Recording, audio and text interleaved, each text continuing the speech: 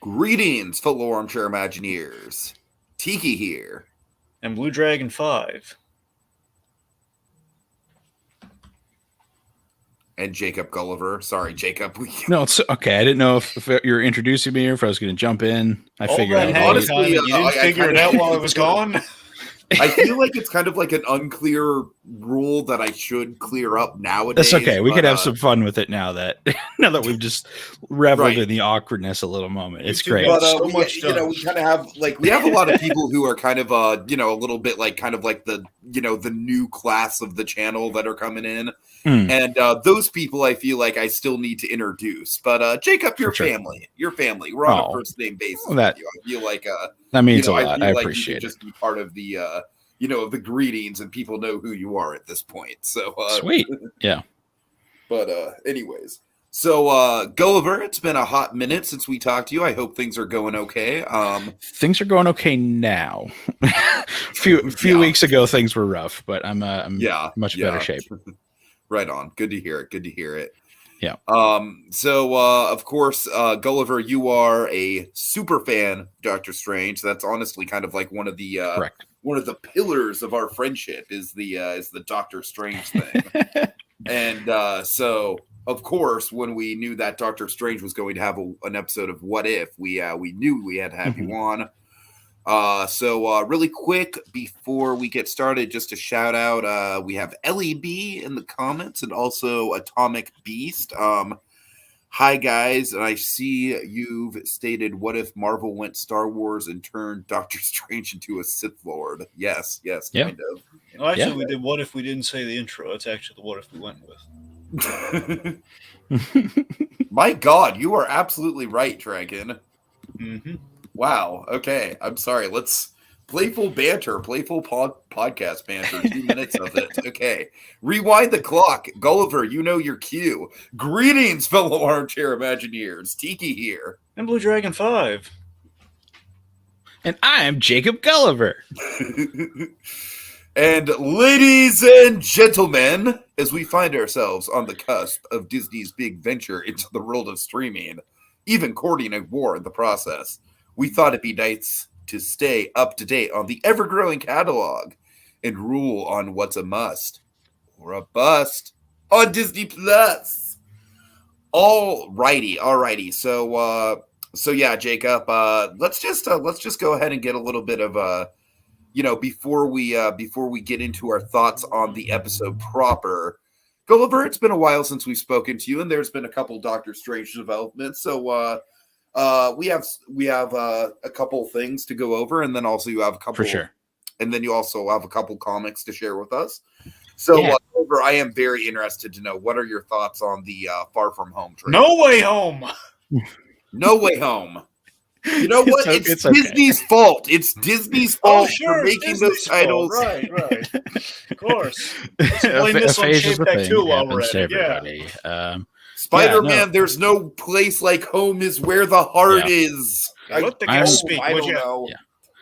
I'm honestly... What do you think, Gulliver? They've been so cryptic with everything up until this point, and they're still showing us so little that we didn't already know about. I feel like there's still going to be a bunch of twists and turns, kind of the way that it was with Far From Home, where we got little bits and pieces, but not until you actually went and saw it did you really get the whole picture of what was going on. I feel like that's going to be the same case here.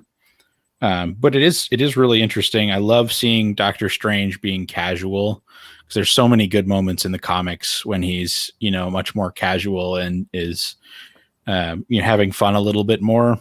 And kind of, the big, absent-minded professor sort of vibes going on. So I'm curious to see where they go with that and how that's going to play out. My assumption is that he's not dumb enough to just completely ignore Wong and go along with all of the stuff there without a really good reason. So either there's something we're not seeing in the trailer, or maybe that's not the same Strange that we know and love. He's Mephisto. Maybe he's got to be. Or something's changed, or maybe he's maybe he's on like a serious bender, like he has, he's super hungover or something like that, and we're missing that scene from the context. Like, I don't know what it is, but just threw up in the cauldron of the cosmos off screen. Right. Yeah. So yeah, I'm curious to see where they go with it. Any amount of Doctor Strange is exciting to me, so I'm very excited. And the very first time I was introduced to Doctor Strange was actually in a Spider-Man team up comic, because I had a subscription to Spider-Man comics when I was maybe 6 or 7, and he appeared in an issue as like a team up episode, and he could fly, and he could make portals, and he could travel to other dimensions. He could phase through walls with his astral form, and the 6 or 7-year-old me was just like, whoa, this guy's awesome. And like, I was, I had this mental shift where my brain was like, why is Spider-Man cool? He swings around and punches? Like, no, with the flying guy. It shoots the blasts out of his hands. So I had this, this moment where my brain I didn't realize this was possible. Yeah. Little kid brain, supernova. It was a good time. And then I brought some comics because you'd asked about comics. I showed you a couple before we got started. You brought some biggest ones. Yeah, the biggest and most relevant one is, what if Doctor Strange were a disciple of Dormammu? Nice. Not in the best of shape, but it kind of gives you some of that the same sort of vibes as, what if Doctor Strange was power hungry enough to do all the things you're not supposed to do to gain that power and to remain in charge. What if Doctor Strange starred in the early 2000s Time Machine movie? Yeah. And then I got a couple other things that kind of end up in that sort of, what if sort of vibe. So here's an issue from 1986. It's a Peter Gillis storyline where Doctor Strange is actually, his physical body is killed by an alien invader. This crazy spear sticking out of him there. And one of his friends is this woman who gains his powers temporarily, uses his astral form after his physical body is dead to kind of channel his power into her so that she can continue fighting this battle. And he can't control her body, but he can kind of give her suggestions and give bits of power. So it's kind of a cool concept for maybe what if this was the way things were. And then last but not least, I don't know if you followed the Infinity Warps storylines. Here is Soldier Supreme. I'm a little aware of this one from Funko. Yeah, so what can you tell me about the story? Yeah, so the essentially the storyline is that all of it's almost like in the Thanos space, where instead of half of the souls in the universe are wiped out, it's half of the souls in the universe are spontaneously merged with other souls. They're amalgamated together within the universe. So this is Dr. Stephen Strange, Stephen with a V-E-E-N rather than P-H-E-N. Yeah. As a combination of Steve Rogers and Stephen Strange. He's part of a super soldier program, which rather than a serum that he's given is using a magical power enhancement to make him the super soldier. So it's a really cool storyline. There's a bunch of other good ones in there. I've got some Iraq Knight, which is Spider-Man Moon Knight mashup as well. There's a ton of them that are actually pretty good in that arc, but very much in the what if sort of vibe. Cool. I definitely recommend, if you want, alternate versions of Strange. Those are good places to start. So yeah. All right, and I'm putting it in the timestamp right now, Dragon. You're going to be very proud of me for that. I'm literally doing that. That is yet to be 9 seen. minutes in. 9 minutes in, we're starting our official episode discussion. All right, so Gulliver, I'll pass the buck to you. What do you think of this episode? Sure. I think the first thing that I want to say to get out in front of it. Fridging is bad. Don't do fridging. If you're not familiar with the definition, this is related to an infamous issue of Green Lantern, where Green Lantern's girlfriend is killed and her body is dumped in his refrigerator. And essentially, the definition is when a woman is killed in a story to further the story of the man. And that's not good for obvious reasons. And I think that this unfortunately does fall into that trope, which is very frustrating because I really like Doctor Strange and I really like the character of Dr. Christine Palmer as she's portrayed in the MCU. Definitely one of the best written female characters who's not a hero for sure. And so I did find that pretty frustrating to see that that's the way that they handled it. But the story involving an analogy for that I heard about how they handled it that I think is kind of apt. Do you remember in Interstellar that running gag of, Matthew McConaughey just like Marv? Yes. Well, you can just cut together just all the times that Doctor Strange just says Christine. Yeah. And it's just like, and for me, it's just like you said, it's a little bit on the insulting side because I, like you, it's like I think Christine in the original Doctor Strange movie was one of the more genuinely interesting love interests. And then it's like she's literally reduced to like Christine, Christine. Yeah. And to the further point of that, I think Doctor Strange as a character, he works so well for me because he has this journey of being this, self-absorbed, arrogant jerk who has a ton of power to being somebody who has nothing. And, him losing his hands is, the moment of his hubris being, brought back upon him. And I think that if he doesn't, realize that his own actions have brought him to ruin, I don't think that he grows as a person as much. Sure. So the traditional Doctor Strange story that we've seen in the movies, the MCU, and in the comics doesn't work the same way. It's, he's still, he doesn't feel like he doesn't seem like he gains any heroic qualities without that moment where he can see that his hubris has brought him to ruin. Yeah. So that's a little bit of a challenging leap for me to make going that direction, but it also does kind of explain like the reason that he feels like, well, I can just get more power to fix this because that's kind of the way he was before. I don't know why he would pursue the heroic path prior to that. If that makes sense. No, that does actually make sense to me because I honestly think I'm going to be honest with you guys, kind of leapfrogging. This is I hate to say it because this episode has some really interesting ideas and it's by far the most Twilight Zone-esque of the What If episodes so far, but for me it might be my least favorite because I feel like it's a little bit more inconsistent with the what if rules than the others have been so far, I feel like. For sure. And what you just said about like, well, if Christine dies, I feel like that creates such a ripple effect where I don't think he would have ended up, in the Sanctum Sanctorum or with the Ancient One or any of that. I like just him getting to that point where he's Doctor Strange to begin with. You know what I mean? It's like, I feel like the ripple effect should have been bigger, or I feel like I don't know. I feel it was a little bit of a leap for me, just in general. I totally get what you're saying. Yeah. Dragon, you've been awfully quiet. I'm assuming you have a dissenting opinion. No, not a dissenting opinion. It's just I wish I would have gotten one of my big points was kind of absurd, but here we go. Okay. All right.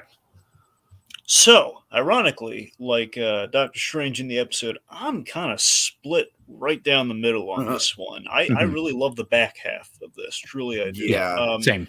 I have significant issues with the what if itself, which, as we know, the what if, it's half the fun. Yeah. And that really bothers me when we don't get that wrong. That's really killed my enjoyment of the episode because for pretty much as you said, I think everything else just comes together. I mean, we have all for a change, we have all the actors from said property. We have literally everyone came back here. I think the animation, we're pushing the animation even further as well as the storytelling. Some of the magic is out of control cool in this episode in terms of the way they animated it, the style of it. Yeah, it went kind of like a darker kind of Steve Ditko kind of influence with it, which I thought was. I was gonna say Magnola.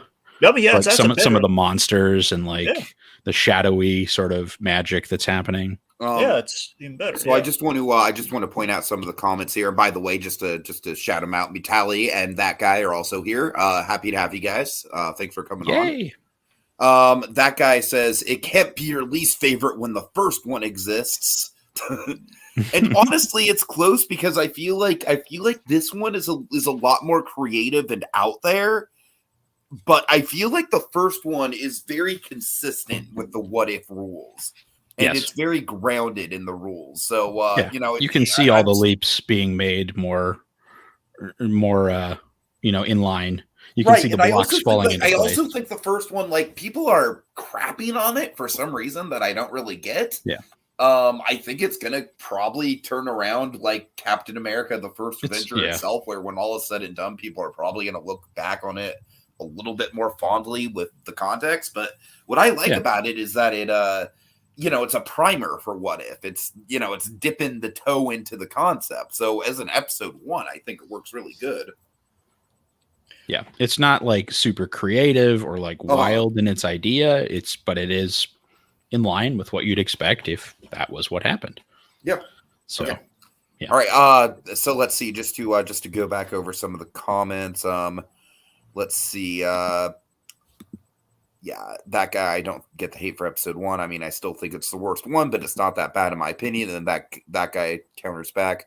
I agree it's not that bad. I just think it's not that creative compared to the others. And yeah, that I would agree on. I would agree that out of the 4, it's probably the least creative. But I don't know. I just think before you can run sometimes, folks. I don't know what to tell you. Sometimes plug it in just to show, okay, this is what we're doing, and then we can get ambitious with it. Why is that so hard to Okay, and then also just to shout out, Mitali says my introduction to Strange was the 90s Spider-Man show. John Vernon playing Doctor Strange. Yeah, that was solid. Okay. But yeah, that's what I'm John saying. Vernon, that name sounds familiar. But yes, Tiki, you know John Vernon. My memory shit, Dragon. Who is he? I'm aware of this from the start of this podcast. Tiki, the fact that you need to have fridging explained to you. Again, when there's literally a whole Ryan Reynolds as Deadpool and Korg talking about fridging.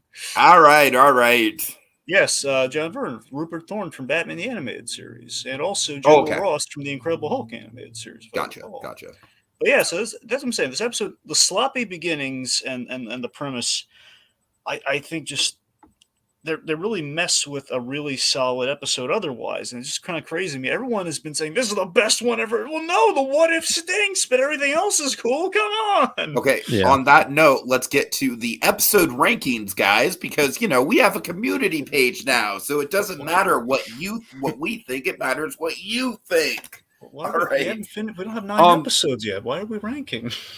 Well, because we've got a few. Updated. Yeah, we'll track it as it goes along. But it's like episode 4. We're tracking them now. Why didn't we do this with episode 1? Well, 2. Because I feel like we're at a good point where we can start kind of tracking it. I don't know. But yeah, let's start doing it. Okay, so right now, folks, just to point out also, this isn't like exact math. I'm not good at math. Basically what I'm doing is I'm countering the number of 5 out of 5 votes with the number of 1 out of 5 votes, 2 out of 5 votes. Haven't they all been 5 out of 5 though so far?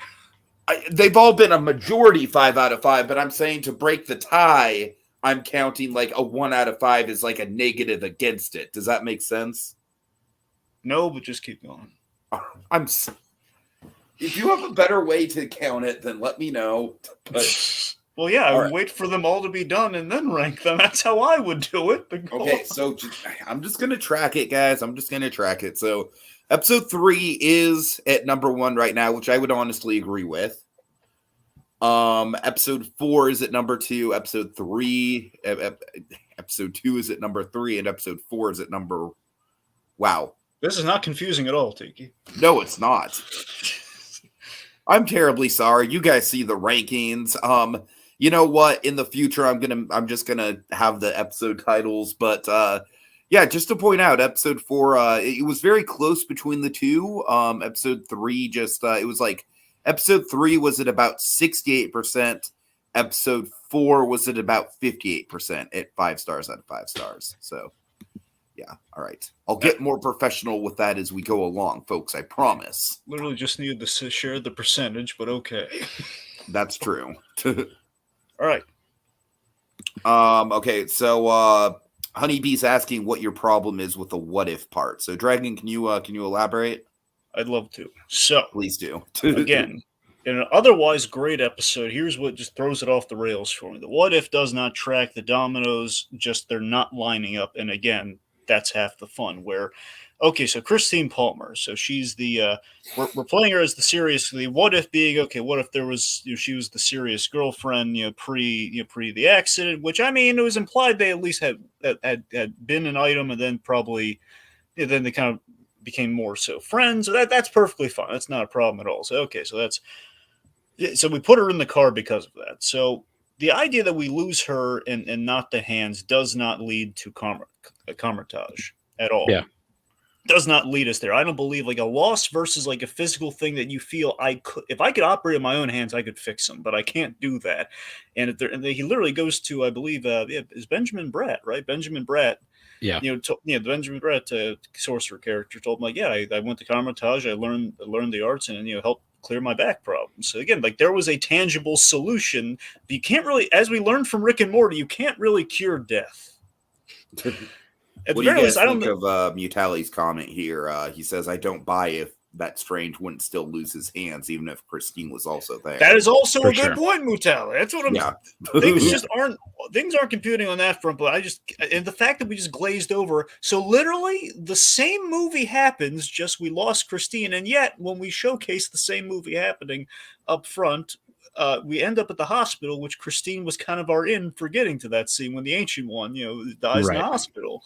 So we're key pieces. We're just kind of fast forwarding through very key pieces of information in our what if, and it just So I had a hard time getting over that from when it just starts off the episode, and I had to kind of work my way divorcing myself from that. And then the episode really picked up once.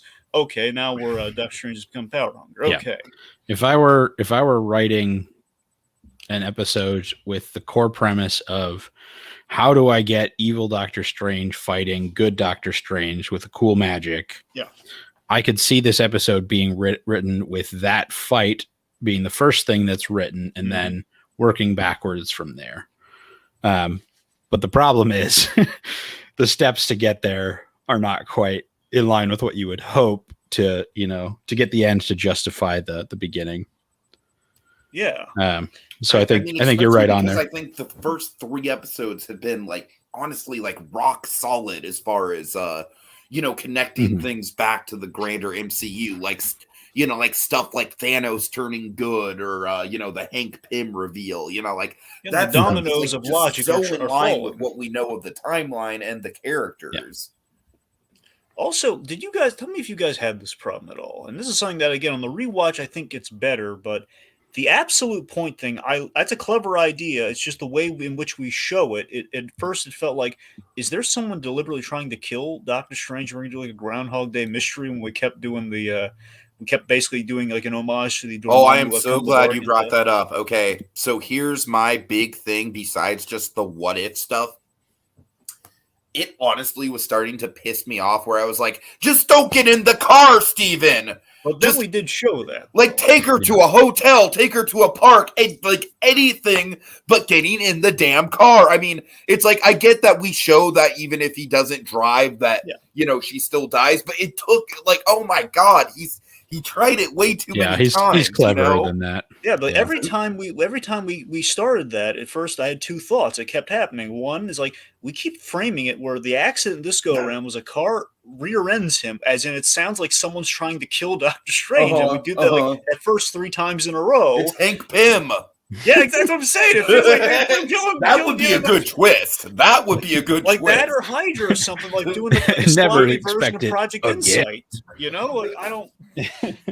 know what was going on there. And then it's okay, wait a minute. Why can't you just stop time or rewind it right before the death happens with the time stone? Yeah. But again, the absolute point thing does make sense. I wish we framed that discovery process a little differently. But I can respect we're doing the Dormammu homage. I mean, That's fine. The traumatizing Doctor Strange like it. That's fine. Just why do we have to frame it so suspiciously at first? That's just me. I want to highlight Ellie B's comment here because I think it's a great leaping off point. Okay. And I'll let you go first, but I have some ideas as well how to answer this. So yeah, not that you need to have an alternative when making criticism, but do you have an idea how to reach the evil Doctor Strange part with a different setup?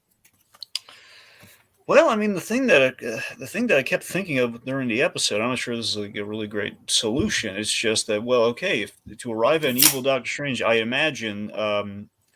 Again, I don't know if you necessarily kill Christine or not, but again, you at the very least you cannot have the same movie. That same movie cannot happen. So he arrives at being Doctor Strange in a totally different way. That was the main thing I kept thinking of. So I mean, I don't know whether we'd have to take the Christine thing out or we keep that in, but he cannot become Doctor Strange for the same reasons. I would maybe just kill Christine while he's Doctor Strange. Yeah, I mean that's probably the easiest route. I assume. Yeah, something like that happens, and he then becomes obsessed with the magic that he does have. But that has to happen after he has that magic, not before. I mean, maybe she dies in Infinity War or something like that. I don't know. Just throwing it out there.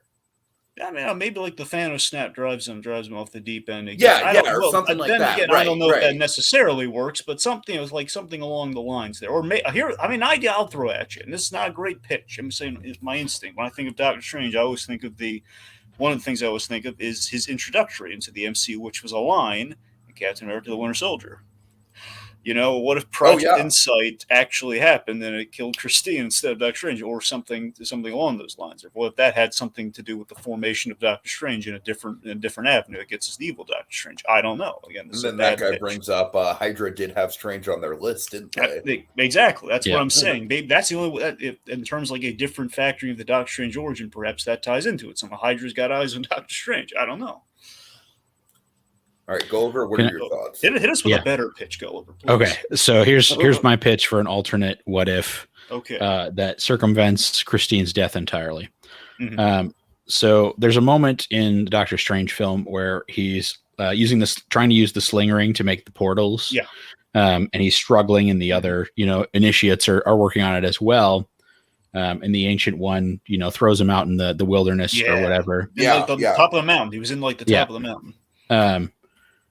I think the what if he failed that test, and he's not able to use his desperation to make it back, but Caecilius comes to him in that moment and says, "I can help you. I can give you the power you need to get back. All you have to do for me is to make sure that I can get in and get to the Ancient One." And he agrees to save his own life in that moment. But that sets him down this darker path where he's been given this, bargain with Caecilius and ultimately a bargain with Dormammu out of that. The Ancient One dies, and, in that moment, I think he seeks revenge and kills Caecilius, which again pushes him further down this dark path of, more magic, more power. I need to get stronger. I need to defend this world. And he loses the sense of like discipline and respect that he would have gotten through more, a rigorous training. And then, in the moment when the Ancient One is dead and he's trying to, bring her back in New York and goes to Christine, I think she doesn't help him in that moment because she can see that he's gone down this darker path. And, they don't have that heartfelt moment, and he loses himself that way. Yeah. I mean, that's a great pitch for sure. And I'm all about this whole idea that we don't need to kill off Christine to get to the evil Doctor Strange. I'm all about it because, for sure. Honestly, just to leapfrog into another one of my points, I'm sorry, guys. I'm sorry, but this episode was honestly, or this movie was kind of like a weird, like, even as a kid, I knew it was bad, but I still kind of liked it. The Guy Pearce time machine movie. Like, this just really hung. I haven't thought about that. Feels like Act 1 of the Guy Pearce time machine movie. It really does. I don't know. I haven't thought about that movie in ages. Good Lord. I I mean, I just think that the whole idea of like, oh, the loved one died, so we have to travel back in time to try to prevent their death. I mean, it's pretty basic butterfly effect stuff, and honestly, to me, it's not even really that interesting as a sci-fi concept. Yeah, it's a trope that's been done a lot. I do like that we set up the whole absolute point thing with Endgame with the Hulk when it gave like the run through of like, if you undo what happened that made this situation, you can't go back. But we got to see like kind of the natural course correction of the universe. It will not let you do this. Right. So that was cool. Now, the big moment for me, I think, honestly, it kind of frustrates me because I feel like this is the moment that kind of like elevates the episode and has people like ranking it as high as they are, is the interaction with the Watcher. That is the coolest part of the episode. And I wish the rest of the episode was that cool. I genuinely do. I really wanted more of Obeng, aka Cagliostro. Yeah. So some people speculate whether or not he was supposed to be, because he was looking for Cagliostro, but he never confirmed. Obeng is one of Cagliostro's aliases in the comics. That's cool. Makes sense. That's nice. Yeah. Speaking of which, if you want a lovely comic about nature of magic within the Marvel Universe, I will recommend Doctor Strange and the Sorcerers Supreme. Which features a number of famous magic users within the Marvel Universe. If you don't know anything about Doctor Strange, don't start with this one because it's for a comic. It's dense. There's a lot of like big ideas and a lot of magic ideas that don't make any sense unless you're sort of familiar with Doctor Strange's sort of oeuvre. Body work. So, but yeah, there's some cool ideas about that, and Obeng is more present than he is in other Marvel stories. So, at least in recent years, he was kind of popular, like 70s, 80s. But getting back to the Watcher of it all, so it's really cool. Hold on. Yeah, that guy says, "Damn, you threw this episode for me a bit." Well, I told you that guy. The back half is amazing. All art is subjective. Film is subjective. Like what you like. Like if this is your favorite episode so far, by all means, I don't want to take that away from you. Yeah, and I mean, there's nothing bad I have to say about the coolness of that fight at the end, the library of Cagliostro, their adaptation of Obeng, the animation style in this one really shines. The cinematography is awesome. Yep. Those things are all huge pluses. The worst element of this episode is the storytelling. Mm-hmm. And I feel like some people that doesn't matter. Like, fine. I mean, no Jacob, worries. Like you're like a writer.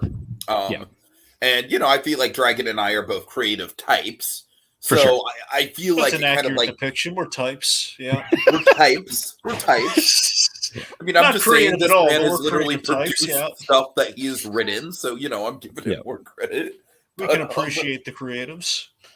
But, I feel like this stuff maybe bothers us more. Like, believe me, the last thing I want to be like is cinema sins. Like, I don't want this to be like, ding.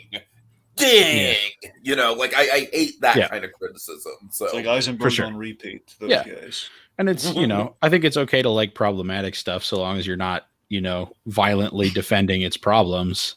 Like, I still enjoyed this episode. I still had, a lot of fun with a lot of moments in it as a Marvel geek and more specifically as a Doctor Strange geek. But, I'm not going to, shy away from the fact that I do think it has some really problematic and frustrating elements to it either. Sure. All right. Okay, LB says, my opinion mostly is this is still 5 stars for me, but that's more generous, and maybe this isn't my favorite one now. Now, you see, that's the kind of like changing your opinion that I can vibe with. It's like you can still have it be a 5 star, still be one of your favorites. Yeah. But, if we change your opinion on it a little bit, then I'm fine with that. I just don't want you to feel bad about liking it by any means. So, all right. Anyways, I'm sorry. Where were we? The Watcher. So, right. Something about the Watcher I wanted to note is that since the last episode, especially, we've been getting a little more interesting and stylistic and putting him more in the story to this episode where we literally put him in the story. Remember we had like those great trippy images of Coulson driving through New Mexico, and we had the Watchers kind of watching as the radio songs playing. So he's been kind of working his way in there outside just being kind of him at the top of the episode and kind of that kind of was it Rod Serling? Yeah. Oh yeah, Yeah. Sort of. absolutely. Yeah. That Rod Twilight Zone Serling. esque. Yeah, kind of that Rod Serling kind of introductory point to each Just episode. with I Jeffrey feel like Wright. each episode is getting like more and more Rod Serling Twilight Zone-esque in its design. I really This was like kind of that. Serling with big dramatic heft, though, where we had, of course, the wonderful thing about the Watcher always comes back, especially in the what if stories, is I want to, I'd like to interfere, but I'm sworn not to. It's like he just can't do it. It's like for him to be compelled, though. And, oh my God, Jeffrey. And in Jeffrey the comics, in the comics, Doctor Strange is one of the few people who can occasionally notice that the Watcher is paying attention to him because of all of his mystical senses, which makes most sense. other players cannot. So that's something that I was really glad that they referenced. But yeah, anyway. So yeah, like just that uber magical being able to spot him, and just just like the setup there. Then of course just our big moral at the end there. The Watcher's wonderfully, he wants to save the universe. He wants to save Christine. He's not a monster, and he wants to punish Strange because it's just. But again, he's sworn not to interfere. And also, this is a big. This is kind of. I mean, I say kind of. It's kind of a big moment. It's not a big deal, but it's just something to kind of note here. We've absolutely committed to. We have a Black Watcher, which is I don't think we've ever had that before in the comics. And Gulliver, correct me if I'm wrong. I think that's kind of. It's cool. Also, it intimates to me that if we see him in live action, I think committing to that means we're absolutely going to see the Watcher in live action. I hope so. That would be sweet. That's what that choice really commits to. Jeffrey Wright would be a great choice with a little bit of, CG magic. Yeah. Definitely go CG magic, motion tracked face rather than a prosthetic, though. I think the prosthetic is going to look goofy no matter how they do it. We've depicted the Watchers in CG before, so probably some variation on that, but probably with that Thanos, kind of mocap, if you will. Yeah, exactly. Just kind of like to flesh it out. Let's see the little peach fuzz. That sort of thing. So the performances. So again, I think our actors really brought it here, and that's been something that people have been kind of like either kind of high or low on through the 4 episodes we've gotten so far, of like how the performances are coming through, and sometimes the voice actors are doing such a bang up job versus the actors who are just kind of playing their roles. And Cumberbatch, no stranger to voice acting. I think he did an excellent job playing 2 variations on Doctor Strange. Yeah. Yeah, I enjoyed the performances. I didn't think that they were, the Oscar worthy or anything, but I think some of the writing inhibited that a little bit. Some of the conversations between, pre-magic Doctor Strange and Christine Palmer were nice. It was nice to see some kind of playful banter between them that was, more in line with how things were before. So I liked some of that, but there's definitely moments that are, a little bit less believable. Kind of took me out of in terms of dialogue. Some of the back and forth between evil and good Doctor Strange was a little rough, but anyway. Yeah, I kind of have this analogy after watching the episodes on Christine Palmer. It's she's kind of. You tell me if this sounds too far off the reservation. I think she's a little Kim Wexler-esque, at least traditionally in the MCU. I'm not saying necessarily here, but it's kind of like the vibe I get where she is not. I mean, that's a little bit of a leap for me, but I know I'm not saying she's like a full-on Wex. I'm just saying in terms of it's not necessary. Kim Wexler, we've had 5 seasons worth of story to get to know that character. No, I mean just looking even at season 1 Kim Wexler, just any baseline Kim Wexler, just like seems like something that does not necessarily need to be romantic, but there's a little bit of something there, and it seemed very much she helped him out when she needed him, and obviously she saw him at his worst, and she still helped him out. Mm-hmm. Been put through his pace. I know it's just 2 cents on. Let's see if I'm getting this right. Aki Amandi as Obeng. Aki Amandi, if this is the same actor, think of, he was the Martian Manhunter in Man of Tomorrow, the Superman animated movie.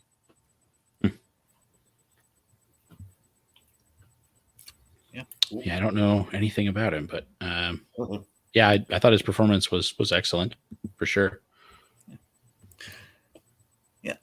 I really like the arc of the evil Doctor Strange. Even the ancient one saying, "Well, he's not evil; he's very misguided, though." Where he's. I mean, I just think that the ultimate him absorbing the powers thing was definitely a big. I don't know. It was really creatively done. Sure. Yeah. but he draws the line at bugs. But again, bugs have sweet capes apparently. Magic bugs. Yes. Yeah. I loved that moment. That was great. I just geeked out so much. Like, oh, the cloak of levitation and this evil bug cloak. They're about to mix it up. Look at it. That's pretty neat. But yeah, I like that there was kind of like a kind of like he had these pure WandaVision-esque intentions of like, I want to bring her back no matter what the cost, and that kind of blinded him. That led him down that slippery slope of it. Just became utterly power hungry, and I like that it was consistent with Doctor Strange, kind of having that ego of like, if I can fix something, I can fix it. In this case, I have all this magic at my disposal. I can solve the unsolvable, and that I can alter an absolute point in time because I'm in the time library practically here. I can do it. Yeah. The big thing we got to consult our Doctor Strange expert on here. Now we kind of, since you have not been on, I think I was on a Disney debates last. Yeah, because I just want to make sure you were not on for Captain Carter. I was not. No. Just want to make sure. No. So yes, Shumagorath. So a lot of people speculate the big tentacle creature here, as well as the tentacle creature in the first Avenger Captain Carter episode, might be one and the same, and that perhaps Shumagorath will have a role additionally in Multiverse of Madness. In fact, the Shumagorath character is popping up frequently, at least getting some Mephisto-esque attention.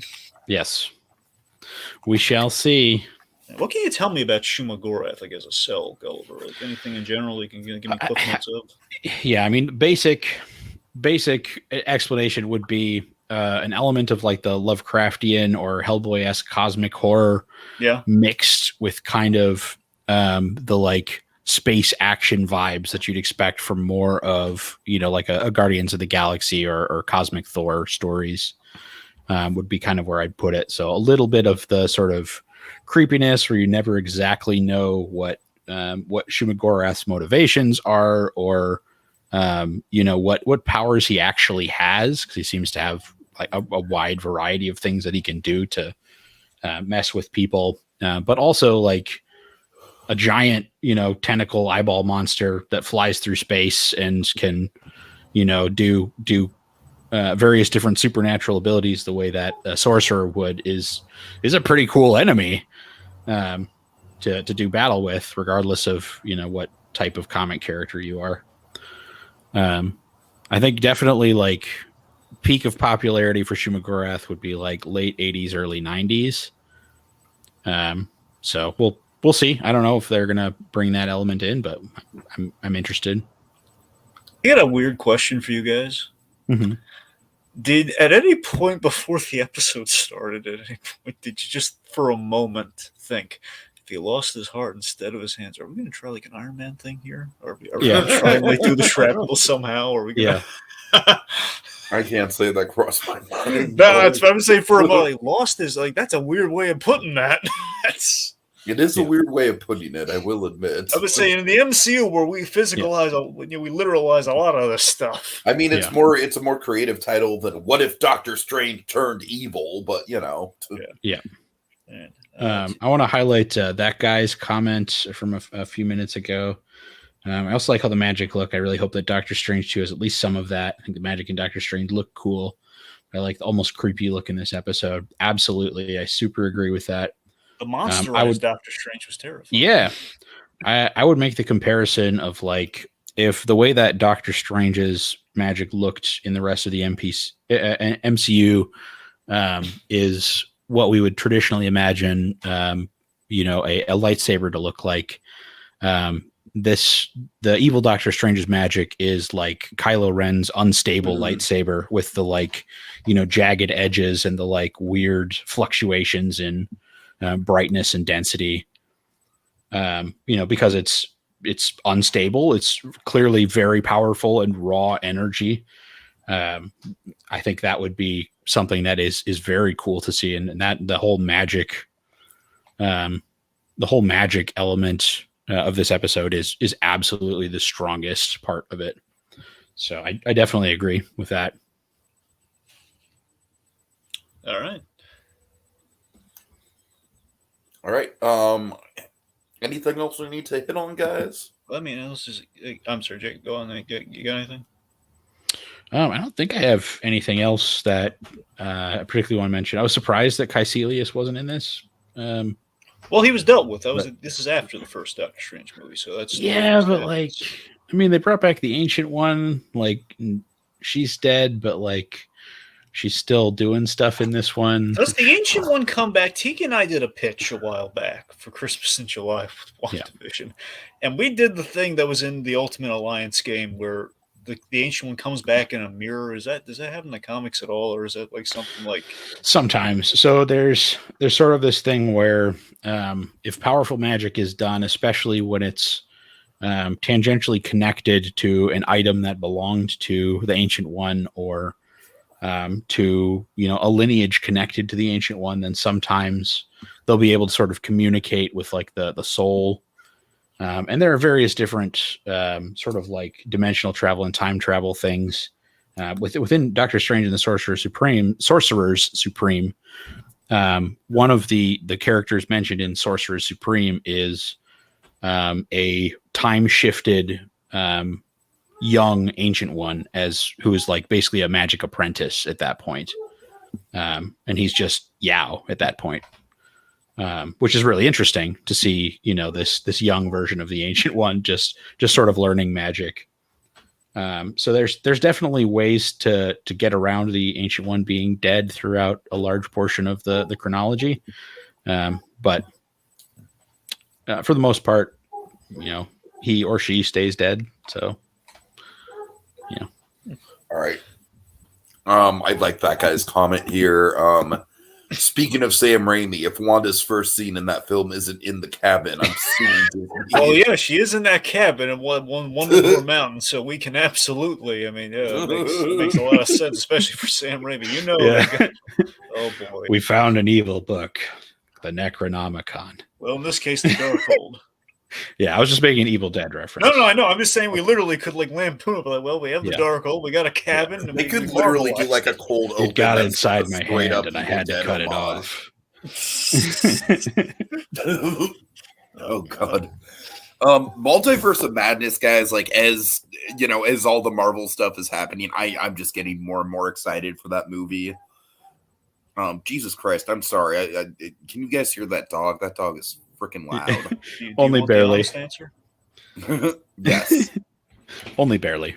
Yeah. Okay. All right. Well, I think that's a good place to cut this off, guys. Gulliver, do you have anything you want to plug?